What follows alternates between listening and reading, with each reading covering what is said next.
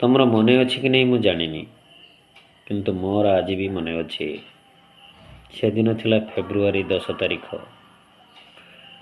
ଆମେ ଦୁହେଁ ମେଳା ବୁଲିବାକୁ ଯାଇଥିଲେ।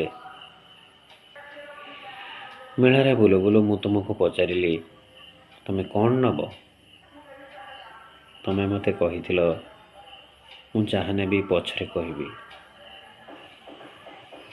ମେଳା ବୁଲୁ ବୁଲୁ ତମର ନଜର ପଡ଼ିଲା ଗୋଟେ ଟେଡି ଦୋକାନ ଉପରେ। ତମେ ସେ ଟେଡିଟିକୁ ଦେଖି କହିଲ, ମୋତେ ଏଇ ଟେଡିଟି କିଣିଦିଅ। ମୁଁ ତୁମକୁ ଟେଡିଟିଏ ଦେଇ କହିଥିଲି, ହ୍ୟାପି ଟେଡି ଡେ। ତମେ ବହୁତ ଖୁସି ହେଇଯାଇଥିଲ। ତମେ ପଚାରିଥିଲ, ତମେ କ'ଣ ଜାଣିଥିଲ ଆଜି ଟେଡି ଡେ ବୋଲି? ମୁଁ କହିଲି ହଁ। ମୁଁ କହିଲି, ତମର ଇଚ୍ଛା ଥିଲା ନା ଆଜି ମୋ ହାତରୁ ଟେଡିଟିଏ ନେବା ପାଇଁ? ତମେ ଟିକିଏ ଲାଜେଇ ଯାଇ କହିଥିଲ ହଁ।